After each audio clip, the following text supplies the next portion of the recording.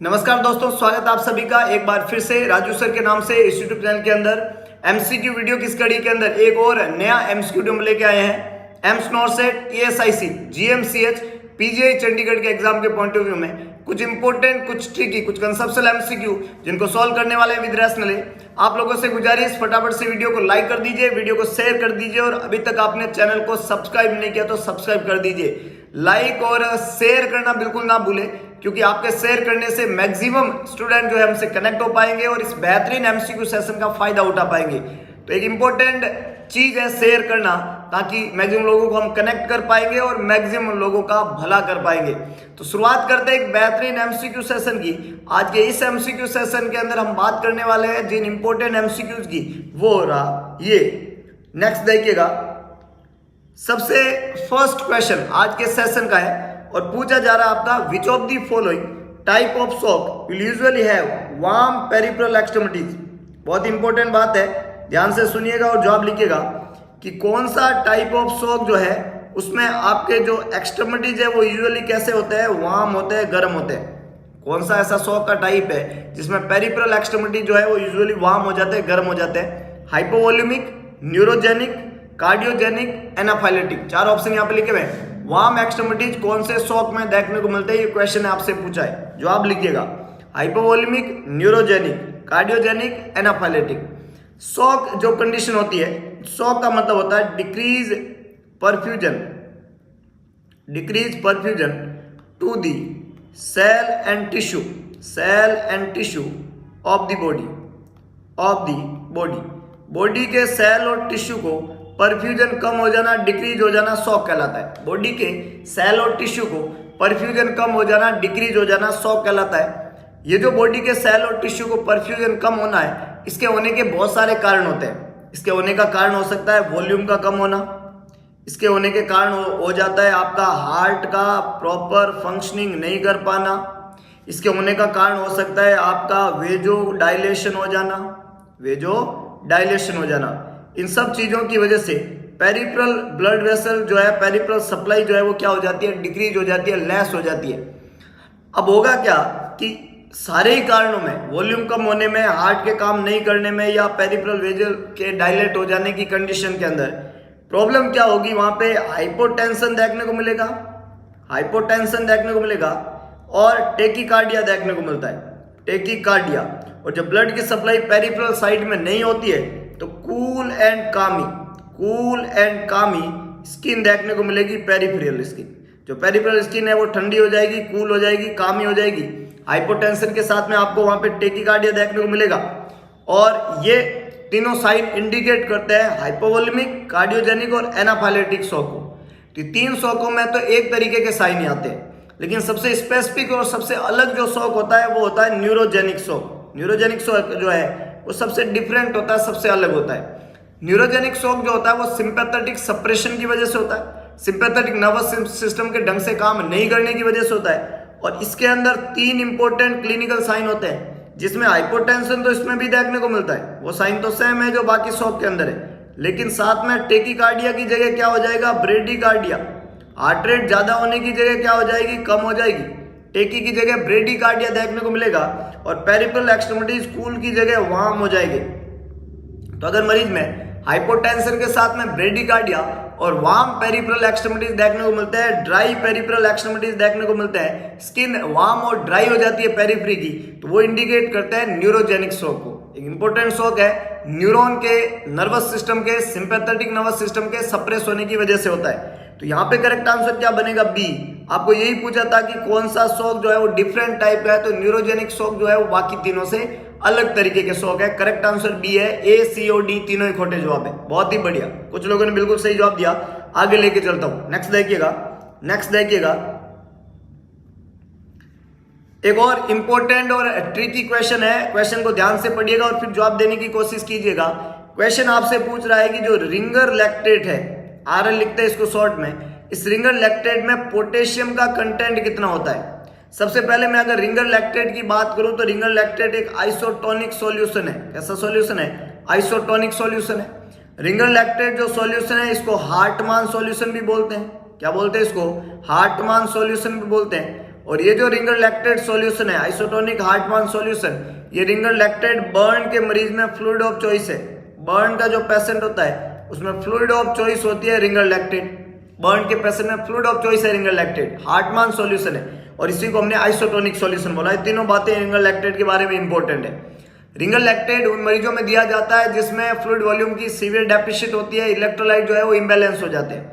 अब इस ringer lactate में सोडियम भी होता है, पोटेशियम भी होता है, सोडियम भी होता है, पोटेशियम भी होता है, और बाकी इलेक्ट्रोलाइट भी होते हैं।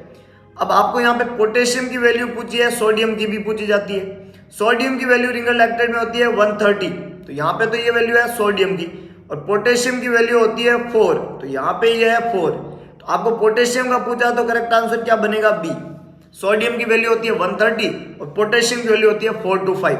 सोडियम जो रिंगर लैक्टेट में होता है, या सोडियम जो बॉडी में होता है, ये मेजर एक्स्ट्रा सेल्यूलर कैटाइन कहलाता है। एक्स्ट्रा सेल्यूलर, सेल के बाहर का मेजर कैटाइन जो है वो सोडियम कहलाता है, और सेल के अंदर का मेजर कैटाइन पोटेशियम को बोला जाता है। मेजर इंट्रासेल्यूलर कैटाइन अगर आपको कोई पूछे तो वो होगा पोटेशियम, और मेजर एक्स्ट्रा सेल्यूलर कैटाइन आपको कोई पूछे तो वो होता है सोडियम। सोडियम और पोटेशियम जो है ये कैटाइन है, इंट्रासेल्यूलर और एक्स्ट्रा सेल्यूलर कैटाइन। तो यहाँ पे करेक्ट आंसर क्या बनेगा? B, that is 4। और ये 4 क्या है? पोटेशियम का वैल्यू है किसके अंदर? रिंगर लैक्टेट के अंदर, हार्टमान सॉल्यूशन के अंदर, या बर्न के पेशेंट के फ्लूइड ऑफ चॉइस वाले फ्लूइड में आइसोटोनिक सॉल्यूशन के अंदर। आगे लेके चलता हूं, नेक्स्ट देखिएगा। एक और इंपॉर्टेंट और कतई जहर क्वेश्चन है, पूछा जा रहा है antibiotic prophylaxis is best given. जो एंटीबायोटिक दिया जाता है एज ए प्रोफाइलैक्टिक सर्जरी से पहले, उसको देने का सबसे बेस्ट टाइम कौन सा? ये क्वेश्चन आपको पूछा है। 1 day before surgery, 2 hours before surgery, before time of incision, only post operative. 4 option यहाँ पे लिखे हुए हैं। कौन सा बेस्ट टाइम है एज ए प्रोफाइलैक्टिक आपको एंटीबायोटिक देने का? सर्जरी से 1 दिन पहले, सर्जरी से 2 घंटे पहले, इंसिजन के जस्ट पहले, या पोस्ट ऑपरेटिवली देंगे? फटाफट से जवाब लिखिएगा, कौन सा बेस्ट सुटेबल टाइम है एंटीबायोटिक प्रोफाइलैक्सिस देने का। देखिएगा, एंटीबायोटिक प्रोफाइलैक्सिस का टाइम पीरियड सर्जरी करने के पहले का जितना कम हो उतना ज्यादा जरूरी है, इंपॉर्टेंट है।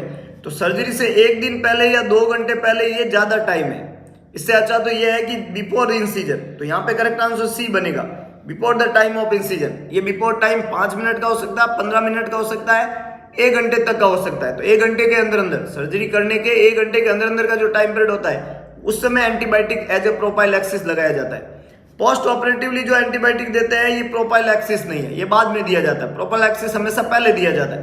तो सर्जरी के इंसिजन लगने के टाइम से पहले दिया जाता है एंटीबायोटिक। ये सबसे अच्छा और बेस्ट टाइम है एज ए प्रोफाइलैक्टिक। अगर एंटीबायोटिक दे रहे हो सर्जरी में तो ये सबसे बेस्ट टाइम माना जाता है। आगे लेके चलता हूं, तो यहाँ पे करेक्ट आंसर क्या बनेगा? सी। ए, बी और डी तीनों ही खोटे जवाब है, सी यहाँ पे करेक्ट आंसर है, और that is before the time of incision. बहुत अच्छे, बहुत ही शानदार। आगे लेके चलता हूं, नेक्स्ट देखिएगा। एक और इंपॉर्टेंट और कतई जहर क्वेश्चन है, which anti tubercular drug which make the patient non infective earliest.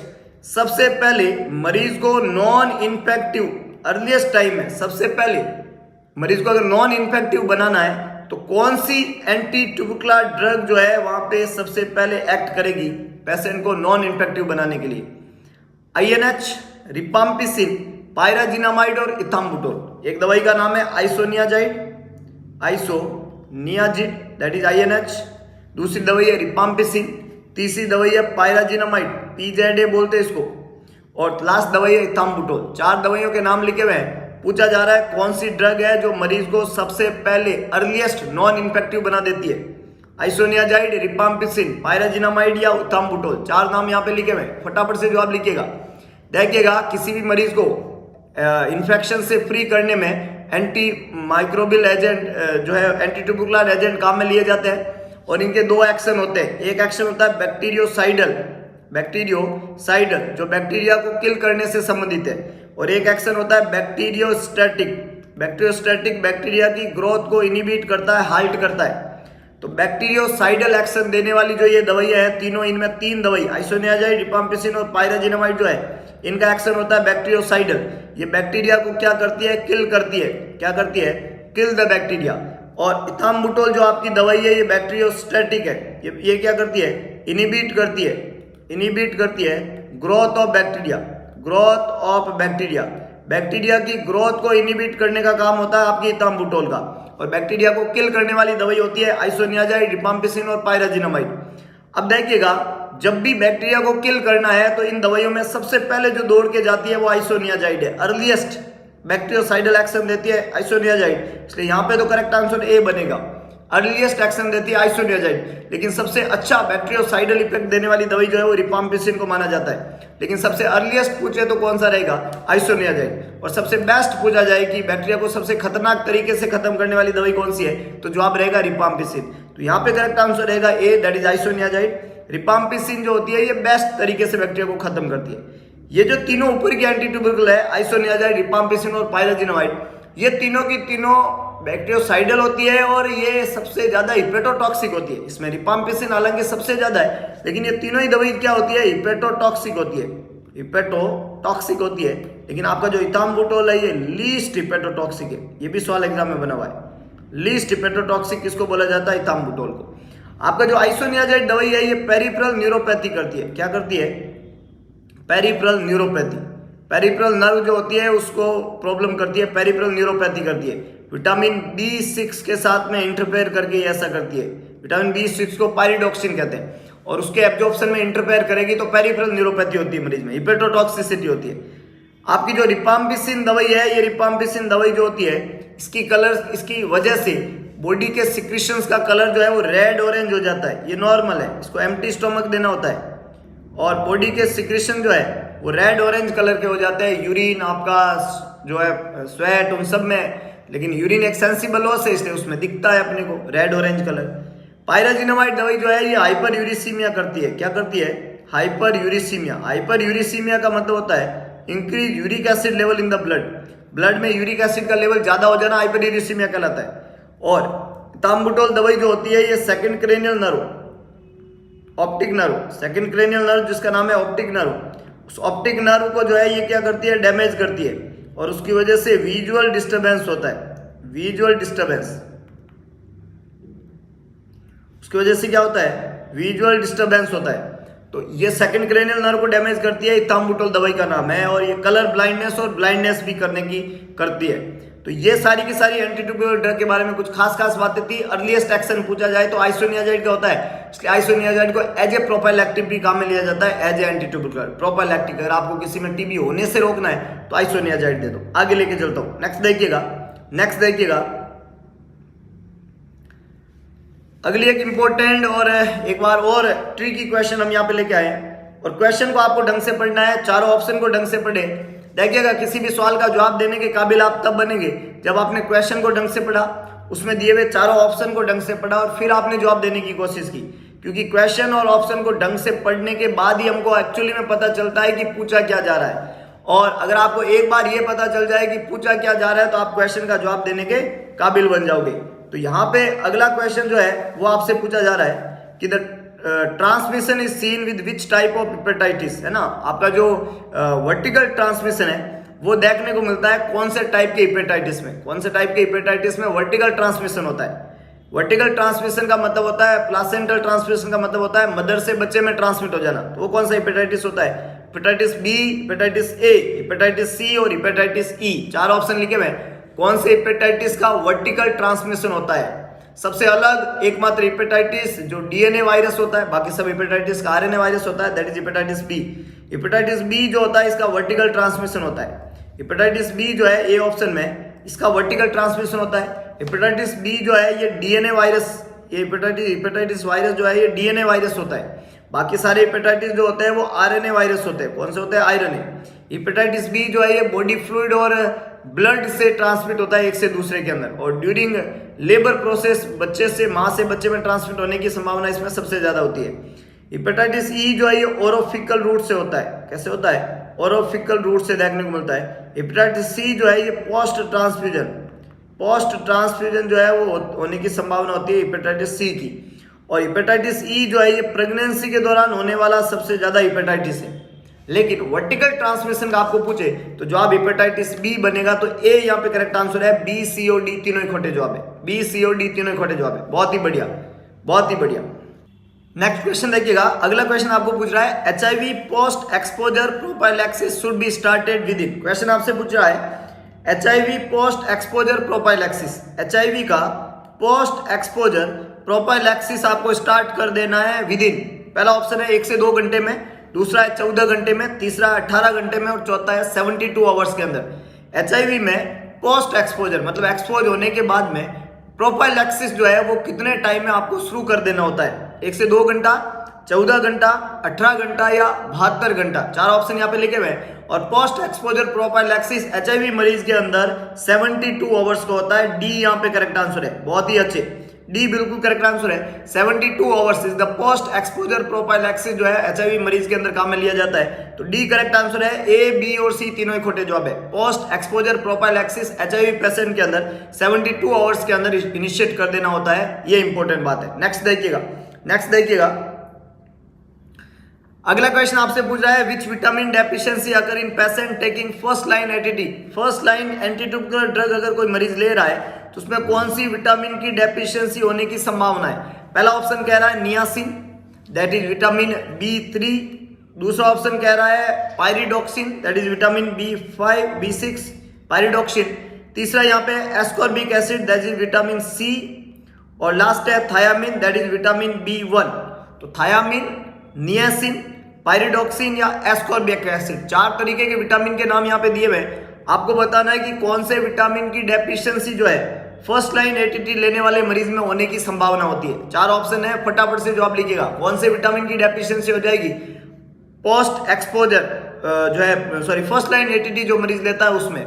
First line ATT के अंदर आइसोनियाजाइड, पायराजिनामाइड, इथाम्बुटोल और जो है आपका रिपाम्पिसिन, 4 तरह की मेडिकेशन आती है। और फर्स्ट ड्रग जो फर्स्ट लाइन कैटेगरी होती है उसको आइसोनियाजाइड कहते हैं, INH। और अभी हमने बात किया आइसोनियाजाइड जो होती है ये विटामिन B6 के एब्जॉर्प्शन के साथ में इंटरफेयर करती है और जिससे विटामिन B6 की डेफिशिएंसी हो जाती है। तो करेक्ट आंसर यहाँ पे बी रहेगा। पायरिडॉक्सिन जो है इसकी डेफिशिएंसी देखने को मिलती है आइसोनियाजाइड वाले मरीज के अंदर। और पायरिडॉक्सिन की डेफिशिएंसी की वजह से इन मरीजों के अंदर इंपॉर्टेंट चीज होती है, इन मरीजों के अंदर क्या बनने की संभावना होती है, पेरिफेरल न्यूरोपैथी होने की संभावना होती है। पेरिफेरल न्यूरोपैथी, पेरिफेरल न्यूरोपैथी जो है इसके साइन देखने को मिलते हैं। पेरिफेरल एक्सट्रीमिटीज के अंदर नमनेस, वहां पे टिंगलिंग सेंसेशन महसूस होंगे due to the deficiency of vitamin B6 that is known as pyridoxine. तो बी यहाँ पे करेक्ट आंसर है, ए सी और डी तीनों ही खोटे जवाब है। Pyridoxine is the correct one, deficiency first line ATT due to the isoniazid. बहुत बढ़िया, बहुत ही शानदार, आगे लेके चलता हूं। नेक्स्ट देखिएगा, नेक्स्ट देखिएगा, रूट क्या रहेगा डीपीटी वैक्सीन को लगाने का। डीपीटी वैक्सीन जो है वो कौन से रूट से लगाते हैं, कौन सा तरीका रहेगा, इंट्रामस्कुलर, इंट्रावीनस, सबक्यूटेनियस या इंट्राडर्मल। 4 रूट यहाँ पे लिखे हुए हैं। वैक्सीन का नाम है DPT, diphtheria, pertussis and tetanus. Diphtheria, pertussis and tetanus, ये 3 नाम से मिलकर बना है डीपीटी वैक्सीन। और इस डीपीटी वैक्सीन को देने का रूट आपको यहाँ पे पूछा है, कौन से रूट से डीपीटी का वैक्सीन देते हैं। बहुत बढ़िया, कई लोगों ने सही जवाब दिया है। डीपीटी का वैक्सीन जो कि 1.5 मंथ, 2.5 मंथ एंड 3.5 मंथ, डेढ़, 2.5 और 3.5 महीने पे न्यूबॉर्न बेबी को डिप्थीरिया, पर्टुसिस और टिटनस की रोकथाम के लिए लगाया जाता है। ये एक किल्ड वैक्सीन है। कैसा वैक्सीन है? किल्ड वैक्सीन है। उस वैक्सीन को देने की डोज जो होती है वो 0.5 ml होती है और इस वैक्सीन को हमेशा इंट्रामस्कुलर लगाया जाता है। तो करेक्ट आंसर यहाँ पे ए रहेगा। मैक्सिमम लोगों ने सही से जवाब दिया है। इंट्रामस्कुलर रूट रहता है डीपीटी का वैक्सीन देने का। और किसी भी इन्फेंट के अंदर IM इंजेक्शन जब आप देते हैं तो उसका जो साइट रहता है, लोकेशन या साइट की बात करो तो साइट वो रहता है lateral aspect of thigh, lateral aspect of mid thigh, aspect of mid thigh, यहाँ पे ये वैक्सीन लगाया जाता है। इंट्रामस्कुलर इसका साइट रहता है टू प्रिवेंट नर्व इंजरी। ये क्लासिकल साइट चूज की जाती है डीपीटी वैक्सीन के लिए। तो यहाँ पे करेक्ट आंसर क्या बनेगा? ए, दैट इज इंट्रामस्कुलर। बी, सी और डी तीनों ही खोटे जवाब है। IV, सबक्यूटेनियस या इंट्राडर्मल इसको नहीं दिया जाएगा, IM इसको दिया जाएगा। ए इज द करेक्ट वन। बहुत ही अच्छे, बहुत ही शानदार, आगे लेके चलता हूं। नेक्स्ट देखिएगा, नेक्स्ट देखिएगा, क्वेश्चन आपसे पूछा जा रहा है कि which drug use acetaminophen overdose, acetaminophen के ओवरडोज में कौन सी दवाई काम में ली जाती है। अगर किसी मरीज में एसिटामिनोफेन की ओवरडोज होगी, इसकी टॉक्सिसिटी होगी, तो इसकी टॉक्सिसिटी की कंडीशन के अंदर, ओवरडोज की कंडीशन के अंदर कौन सा ड्रग काम में लिया जाएगा एज ए एंटीडोट।